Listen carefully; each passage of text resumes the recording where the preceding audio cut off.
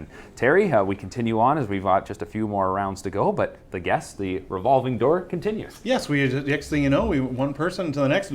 Blaine Smith joins us now working with OHL Central Scouting, but you've been around this league for a long time. How many years is it now? It's a little over 30. Wow. Yeah. And I'm sure as we talk to Ted and Dave as well, you've seen this league evolve over the years, and I'm sure one of the big things is the programs, and whether it's education, whether it's the mental health programs, where you've seen it, where before, maybe 30 years ago, it was, can you put the puck in the net, and that's all we're worried about. Now there's so many things about the student and the athlete experience that you've seen evolve over the years. It's tremendous, as you mentioned, Terry. It's to see the players to be able to play for 3, 4, 5 years in some cases, and then take on their school package, whether it's books, tuition, or full rides. But of course, the end goal is to try and to sign that NHL contract, which the league is famous for in terms of developing players for the National Hockey League. But certainly that school package for the vast majority of the players is so important. How much are you enjoying now being on Daryl's team with OHL Central Scouting? It's a lot of fun. We have a lot of fun. It is a lot of work in terms of getting out to see as many players as you possibly can. It's a great group of guys. The first chance I really had to meet them. Of course, filling in for Doug Benum is like trying to fill in big shoes. So I'm doing my best. And he would tell you that. And he would. And we have, I don't know if you know this, but Tyler Cooper is a drafted player also in Sudbury, helping me out with the scouting up there. So Tyler's doing a great job as a young scout, and yeah, we're having a lot of fun. It's a great group. And looking up that way to Northern Ontario, let's talk a bit about it, because seems each and every year the talent level continues to catch the eyes right across the province, and this year a lot of the same, a lot of good hockey being played. Absolutely. I mean, some really good players, obviously, all across the north, but the one team that really stood out this year was Sioux U18 team, where they have a number of 15-year-olds playing, and I think out of the first 9 picks out of the north, 5 of them from that Sioux team. So it's a great North Midget League. It's a great league. It's a tough league for these 15-year-olds to play against 17-year-olds, but I think it really helps with their development. It's funny, I saw something on Twitter, I think right as that season came to an end for that U18 team, some of those players had the chance to come play in the OHL Cup with the Northern Ontario team, and I saw that they had a practice maybe the day after the U18 team had been eliminated, and the older guys still came to practice because they wanted to give those younger guys that opportunity. That was a great exposure for them. You mentioned it, they get that chance to play some older players, but then they got to come and play just against their age group in the OHL Cup and really showed well. They did show very well, and I think they lost in overtime to Waterloo. I think Brady Martin scored the winning goal against them, but they could have advanced for the first time in a few years. But to go 2-2 against some of the top teams in the province, having only had a chance to practice once or twice, I think that really speaks volumes to how good these players are. Blaine, tell me about the dedication that goes in, because I'm sure these players are having to travel a decent amount, and sometimes traveling through wintry conditions, we'll say that, over the season, where it's not maybe going 10 minutes down the road for practice and all those things. Right. The dedication, the commitment from the player, and I'll call it their support system, the parents, grandparents, you name it, to be able to do it and be able to play and practice. I'm sure there's a lot going on. It really is, and as you mentioned, Terry, the weather is a factor of up north with the road conditions and things like that, and these kids take on all this responsibility of schooling, travel, and then playing. So it's very similar to the OHL experience in the sense that there's a lot of games and travel and being on the bus and with their teammates.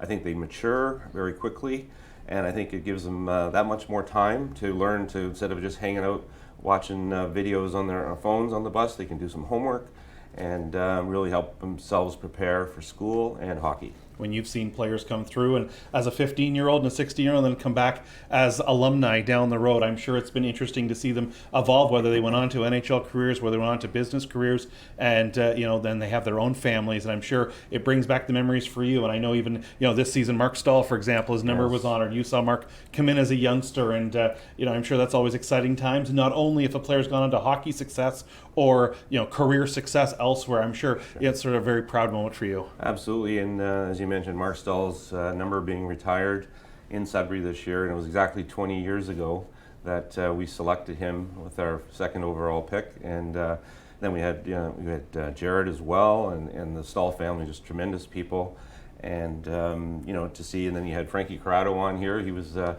second round pick of ours a few years later. It's so nice to see how these these young men have developed, whether it be in the NHL, professional hockey, university hockey, or in their professional careers, and knowing full well that the experience that they had with the OHL has really helped prepare them for life. I say this tongue in cheek, but you guys in the Stahl family have something worked out with Peterborough? It was like Eric goes to Peterborough, Mark goes to Sudbury, Jordan goes to Peterborough, Jared goes to Sudbury. At least the family only had to go to two places rather than four. When you have four sons come into the league, it's kind of fun. But then, of course, Peterborough goes to the final or wins it in 06. You guys go to 07 with Mark. It just seemed like there was this little Peterborough, Sudbury, the Stahl connection. I'm sure it was quite the thing. It's funny you mentioned that because Jeff Toohey, you know, he'd select one of the Stahl brothers. I'd say, hey, great pick, Jeff. And then next year, or a few years later, I'd take Mark Stahl. Hey, great pick, Blaine. So it was quite humorous. But yeah, what a family, what a hockey family. And there's some amazing hockey families, including the Chitteroni family, who, you know, Hudson got drafted first out of the North this year, and Terry, of course, played for the Wolves way back in the 90s. So what back a lot of memories. Yeah, what about draft day, though, for you? Talk us through it.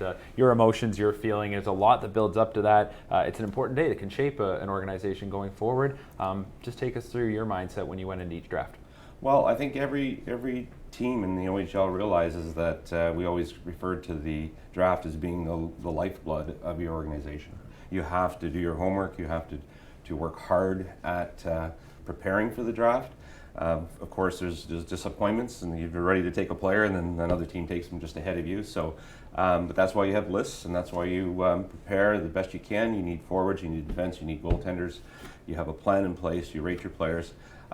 Is it a perfect science? Of course not. You just never know exactly how the players are going to develop, or what their commitment level is, or if we made the right decisions or not. So, you know, our encouragement to these young men is just do your best, work hard. Whether you're drafted, whether you're not drafted, just continue on your path and let the chips fall when they may. Wanted to ask you, give you an opportunity here, of course, when wearing your general manager hat with Sudbury Wolves. Of course, I'm sure you had a few phone conversations with Ted Baker, and we had, of course, a chat with Ted, and he talked about, of course, lots of ongoing. I think he said about 117 general managers he dealt with, and we were even doing the math that probably nowadays GMs probably deal with them like probably an average of once a day now, whether it's a phone call, text, email. I'm sure you and Ted would have dealt with lots of things over the years. Absolutely. I think I definitely owe Ted a debt of gratitude for all the support that he gave me at times when I was not sure what to do. And but he, I think we joined the league about the same time, 1988, and I think we worked together in different capacities in marketing and on the hockey side.